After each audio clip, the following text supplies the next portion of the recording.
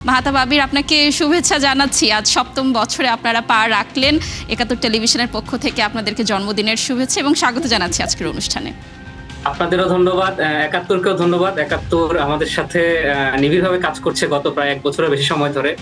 আমরা সবসময় একাত্তরকে এই কাজগুলোকে অ্যাপ্রিসিয়েট করি। আমরা মনে করি যে রিমোট স্ক্যানার শুধুমাত্র ফ্যাক্ট চেকিং প্ল্যাটফর্ম হিসেবে তাদের যে লিমিটেশন, এই কাজগুলোকে ছড়িয়ে দেওয়ার ক্ষেত্রে গণমাধ্যমের যে ভূমিকা, সেক্ষেত্রে একাত্তরের ভূমিকাটা আমরা সবসময় অ্যাপ্রিসিয়েট করি। এবং আমি বিশেষ করে আমি নিয়মিত এই প্রোগ্রামে যখন আসি তখনই এই কাজগুলোর অ্যাপ্রিসিয়েট করি এবং বলি সব জায়গাতে যে গণমাধ্যম হিসেবে একাত্তরকে সবারই আসলে ফলো করা উচিত এই কাজগুলোর ক্ষেত্রে, যেগুলো হচ্ছে আমরা আসলে একেবারে ম্যাস পিপলের কাছে পৌঁছাতে হয়তো পারি না সবসময় সব ক্ষেত্রে, বা আমাদের যে লিমিটেশনের কারণে। সেক্ষেত্রে গণমাধ্যমগুলো তাদের জায়গা থেকে যে কাজগুলো করছে, বিশেষ করে একাত্তর যে কাজগুলো প্রতিদিন করছে, সেটা অবশ্যই প্রশংসার দাবিদার। এবং আপনি আমাদের কথা যেটা বললেন যে আমরা আজকে ৭ম বছরে পা রেখেছি এবং ৬ বছর আজকে পূর্ণ হয়েছে।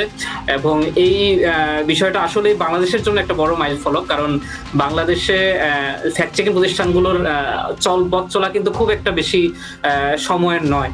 ২০১৭ বা ১৬ সালের শেষ দিক থেকেই ফ্যাক্ট চেকিং বিষয়গুলো নিয়ে ধারণা শুরু হয় বাংলাদেশে।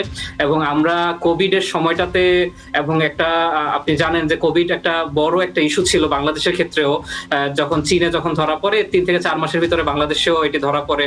তো আমরা ঠিক ওই সময়টাতে যখন দেখছিলাম যে প্রচুর গুজব, অনেক ধরনের মিথ, এটা খেলে ভালো হয়ে যাবে, ওটা খেলে ভালো হয়ে যাবে, বিভিন্ন ধরনের গুজব ছিল। তো এই জিনিসগুলো যখন হচ্ছিল আমরা ভাবছিলাম যে এই জিনিসগুলো কিভাবে মানুষকে সচেতন করা যায় এই বিষয়গুলোতে, এবং সঠিক তথ্যটা কিভাবে পৌঁছে দেওয়া যায়, সেই ভাবনা থেকেই রিমোট স্ক্যানার যাত্রা শুরু ২০২০ সালের আজকের এই দিনে, এবং সেই পথ চলা এখনো চলছে। জি, নিঃসন্দেহে আপনারা দারুণ কাজ করছেন এবং আমরা আসলে আপনাদের কাজের সাথে যুক্ত রয়েছে। এটি আমাদের জন্য একটি বড় প্রাপ্তির জায়গা। মাহাতাব আবির, একটু জানতে চাচ্ছি, যেহেতু জন্মদিন আজকে আপনাদের, ৭ বছরে পা রাখলেন, গত ৬ বছরে সবচেয়ে বড় প্রাপ্তির জায়গা কোনটি ছিল, একটু যদি বলতেন এ বিষয়ে। প্রাপ্তির জায়গা বলতে আমি একটু নেগেটিভিটি দিয়ে শুরু করতে চাই, কারণ ফ্যাক্ট চেকিং বিষয়টা এমন যে আপনি যার পক্ষে, মানে ফ্যাক্ট চেকটা যার পক্ষে যাবে তার জন্য তো ভালোই, সে তো অ্যাপ্রিসিয়েট করবে, কিন্তু যার বিপক্ষে যায় তাদের চোখে আমরা আসলে শত্রু হয়ে যাই। তো এই বিষয়টা গত ৭ বছর ধরে প্রতিনিয়তই হচ্ছে আমরা ফেস করে আসছি। এবং আমরা এই ৭ বছরের একটা প্রতিষ্ঠাবার্ষিকীর একটা ব্যানার করেছিলাম গত রাতে। তো সেখানেও আমরা কমেন্টগুলো দেখছিলাম যে কেউ বলছে আপনারা বিএনপির দালাল, কেউ বলছে শিবিরের দালাল। তা আমরা আওয়ামী লীগের আমলেও এরকম অনেক ট্যাগ খেয়েছি। তো রিমোট স্ক্যানার এমন একটা প্রতিষ্ঠান, কারোর পক্ষ বাদ রাখিনি কেউ। তো এটা একটা ভালো বিষয়, কারণ আমরা জানি যে আমরা যে কাজটাই করি সেটা অবশ্যই নিরপেক্ষতার ভাবেই কাজ করার চেষ্টা করি, যেহেতু আমরা স্বাধীন ফ্যাক্ট চেকিং প্রতিষ্ঠান, কারোর কোনো পক্ষ নিয়ে বা কারোর স্পন্সরশিপে আমরা কাজ করি না।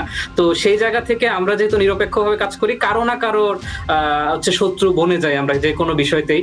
তো এই জায়গাটা আমাদের গত ৭ বছর ধরে আমরা ফেস করছি। এবং আপনি যেটা বললেন যে সাফল্যের জায়গাটা কি, অনেক সাফল্যের জায়গা আছে। আমরা রিমোট স্ক্যানার বড় পরিসরে অনেকগুলো কাজ করেছে গত প্রায়, বিশেষ করে গত ৩-৪ বছরে। এবং জুলাই আন্দোলনের পরে আমাদের আই ইউনিট শুরু হয়েছিল কাজ। আমরা একটা বিশেষায়িত ইউনিট আমরা শুরু করেছিলাম। সেই ইউনিটের মাধ্যমে আমরা অনেকগুলো কাজ করেছি, যেগুলো আসলে দেশে এবং বিদেশে অ্যাপ্রিসিয়েশন পেয়েছে। বিশেষ করে আমি বলতে চাই যে জুলাই আন্দোলনের পরে যখন সরকার ছিল না ৩ থেকে ৪ দিন, তখন প্রচুর কমিউনাল প্রোপাগান্ডা ছড়াচ্ছিল ভারতীয় বিভিন্ন অ্যাকাউন্ট, ভারতীয় গণমাধ্যম বিশেষ করে।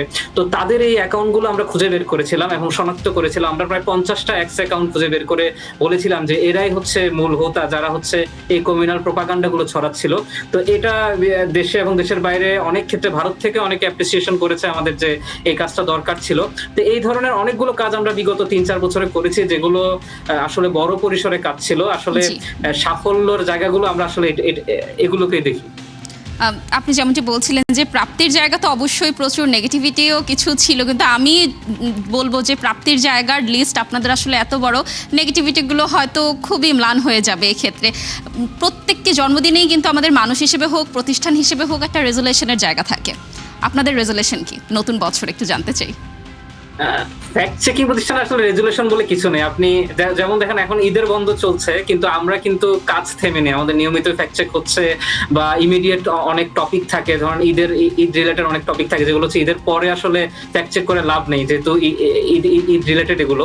তো আমরা আসলে গণমাধ্যমের মতোই আমরা ছুটি পাই, কিন্তু আসলে সেই ছুটি আসলে ছুটি বলে মনে হয় না। আমরা আমাদের দায়িত্বের জায়গা থেকে বা দায়বদ্ধতার জায়গা থেকে আমরা নিয়মিতই অনলাইন মনিটরিং গুলো চলে, এবং এই জায়গাটাতে আমরা মনে করি যে রেজুলেশন এটাই হয় যে আমরা যখনই যেটা পাবো ফ্যাক্ট চেকে অনুরোধ বলেন বা যে ধরনের ইমিডিয়েট বিভিন্ন বিষয় থাকে, এগুলো যাতে আমরা দ্রুততার সাথে করতে পারি, এটাই হচ্ছে আমাদের রেজুলেশন। এবং আরেকটা বড় বিষয় যেটা আমরা বরাবরই বলে আসছি, যে এআই নিয়ে বড় চিন্তা আছে, এবং আমরা এখন যেটা দেখছি যে টেকনোলজি গুলো আরো ডেভেলপ হচ্ছে, এবং এটার সাথে কিভাবে খাপ খাওয়ানো যায় এটা নিয়ে সব ফ্যাক্টিং প্রতিষ্ঠানগুলো, এই শুধু বাংলাদেশের না, বিশ্বের অনেক সব ফ্যাক্টিং প্রতিষ্ঠানরাই আসলে চিন্তায় আছে যে কিভাবে এই জিনিসগুলো খুব দ্রুততার সাথে ডিবাঙ্ক করা যায়। তা আমরা মনে করি যে এই রেজুলেশন গুলো আমাদের হওয়া উচিত, বা আমরা নিজেরাও প্ল্যান করছি যে আরো কিভাবে এই জিনিসগুলোকে সহজভাবে ডিবাঙ্ক এবং খুব দ্রুত সময়ে করা যায়, সেক্ষেত্রে হচ্ছে মানুষের জন্য উপকার হবে বলে আমরা মনে করি।